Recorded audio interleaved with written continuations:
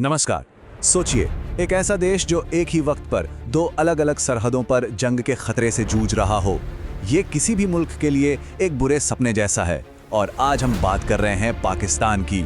तो चलिए आज के इस विश्लेषण में समझते हैं कि ये टू फ्रंट वॉर की चिंता दक्षिण एशिया के इस बेहद नाजुक हिस्से को कैसे प्रभावित कर रही है। तो सबसे बड़ा सवाल यही उठता है कि क्या पाकिस्तान सच में दो मोर्चों पर जंग की तैयारी कर रहा है, या फिर ये डर, ये चिंता किसी और बड़ी अंदरूनी कमजोरी की तरफ इशारा कर रही है। आइए इसी को समझने की कोशिश करते हैं। तो आगे बढ़ने से पहले ये समझना जरूरी है कि जब हम कहते हैं दो मोर्चों पर युद्ध, तो इसका असल मतलब क्या है और इस्लामाबाद के लिए ये इतनी बड़ी सिरदर्दी क्यों बनी हुई है। देखिए, इसको ऐसे समझिए कि आपको एक ही वक्त पर दो अलग अलग दिशाओं में लड़ना पड़ रहा है। अब जाहिर है आपकी फौज, आपके हथियार, आपका पैसा, सब कुछ दो हिस्सों में बढ़ जाएगा। यह सिर्फ एक मिलिट्री प्रॉब्लम नहीं है, यह एक लॉजिस्टिकल नाइटमेयर है। मतलब ये किसी भी देश की डिफेंस कैपेबिलिटी को उसकी आखिरी हद तक खींच सकता है और नतीजा आप दोनों ही मोर्चों पर कमजोर पड़ सकते हैं। और यहीं पर पाकिस्तान की असली मुश्किल सामने आती है। देखिए, एक तरफ यानी कि पूरब में उसका सामना है भारत से, एक मजबूत पारंपरिक सेना। लेकिन पश्चिम में तस्वीर बिल्कुल अलग है। वहां खतरा है टीटीपी यानी तहरीक-ए-तालिबान पाकिस्तान जैसे आतंकी गुटों से, जो अफगानिस्तान की अस्थिर सीमा से ऑपरेट करते हैं। ये वो दुश्मन हैं जो जंग के कोई नियम नहीं मानते। अब ये जो डर है, ये कोई आज की बात नहीं है। इसकी जड़ें दशकों पुराने संघर्ष में है। लेकिन आज ये इतना खतरनाक क्यों हो गया है? क्योंकि ये बाहरी खतरे अब पाकिस्तान की अपनी अंदरूनी कमजोरियों से जाकर मिल गए हैं। और ये एक बहुत ही खतरनाक कॉम्बिनेशन है। आप देखिए, 1947 से लेकर कारगिल तक जितनी भी लड़ाइयां हुई, उन्होंने पाकिस्तान की मिलिट्री सोच को एक ही दिशा में ढाल दिया कि असली खतरा तो सिर्फ भारत से है। उनकी पूरी डिफेंस प्लानिंग, सारी स्ट्रैटेजी, सारे हथियार, सब कुछ पूर्वी बॉर्डर पर ही फोकस्ड रहे। लेकिन अब यही एक तरफा फोकस उनकी सबसे बड़ी कमजोरी बनता जा रहा है। तो मुद्दे की बात यह है कि शायद पाकिस्तान का सबसे बड़ा दुश्मन उसकी सरहदों के बाहर नहीं बल्कि अंदर ही है। सोचिए, जब इकोनॉमी खुद आईसीयू में हो तो आप एक मॉडर्न आर्मी को फंड कैसे करेंगे? जब मुल्क सियासत में बटा हुआ हो तो एक होकर दुश्मन का मुकाबला कैसे करेंगे? ये जो अंदर की दरारें हैं, ये बाहर के खतरों को कई गुना बढ़ा देती हैं।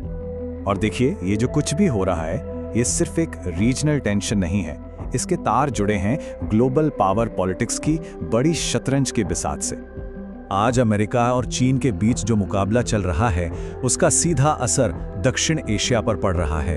अब भारत और पाकिस्तान सिर्फ रीजनल प्लेयर्स नहीं रह गए हैं, वे बड़ी बड़ी ग्लोबल टीमों का हिस्सा बन चुके हैं। और इससे हो क्या रहा है, जो लोकल झगड़े थे वो अब और भी ज्यादा उलझ गए हैं और ज्यादा खतरनाक हो गए हैं। चलिए इन 3 पॉइंट्स को देखते हैं। एक तरफ है सीपैक, जो पाकिस्तान को चीन के बहुत करीब ले जाता है। तो दूसरी तरफ भारत क्वाड के जरिए अमेरिका, जापान और ऑस्ट्रेलिया के साथ अपनी दोस्ती मजबूत कर रहा है। और इन सब के बीच में है अफगानिस्तान की अस्थिरता, जो दोनों ही देशों के लिए एक परमानेंट सिरदर्द है।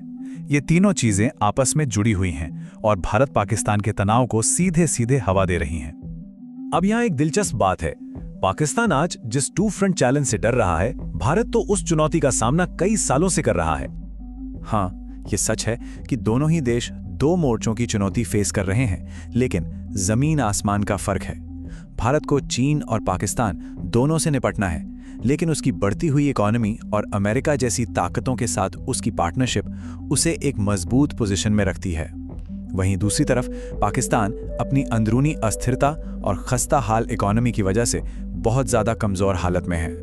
तो जब दांव पर इतना कुछ लगा हो और ये भी याद रखना होगा कि दोनों देश न्यूक्लियर पावर हैं, तो फोकस लड़ाई की तैयारी पर नहीं बल्कि उसे रोकने पर होना चाहिए। ये सबसे ज्यादा जरूरी है, क्योंकि जब दोनों तरफ न्यूक्लियर हथियार हों तो एक छोटी सी भी गलतफहमी बहुत बड़ी तबाही ला सकती है।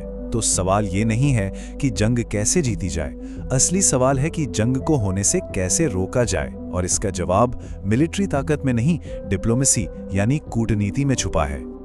तो फिर शांति का रास्ता है क्या? देखिए, इसकी शुरुआत होती है छोटे छोटे कदमों से, जैसे कि कॉन्फिडेंस बिल्डिंग मेजर्स, जिससे एक दूसरे पर भरोसा बढ़े। फिर आता है व्यापार और आर्थिक सहयोग, और आखिरकार आतंकवाद जैसे कॉमन खतरों पर मिलकर काम करना। ये एक स्टेप बाय स्टेप प्रोसेस है जो फोकस को लड़ाई से हटाकर आपसी फायदे पर ले आता है। और आखिर में ये पूरा विश्लेषण हमें एक ही बात बताता है, ये जो दो मोर्चों का डर है ना, ये असल में पाकिस्तान की गहरी अंदरूनी कमजोरियों का सिर्फ एक लक्षण है, एक सिम्टम है। और ये हमें एक आखिरी सवाल पर लाकर छोड़ देता है, क्या पाकिस्तान के लिए सबसे बड़ा डिफेंस सिस्टम मिसाइलें और टैंक हैं, या फिर एक स्थिर अर्थव्यवस्था और एक एकजुट देश? क्योंकि आज की इस उलझी हुई दुनिया में क्या इकोनॉमिक स्टेबिलिटी ही असली और सबसे बड़ी रक्षा नहीं है?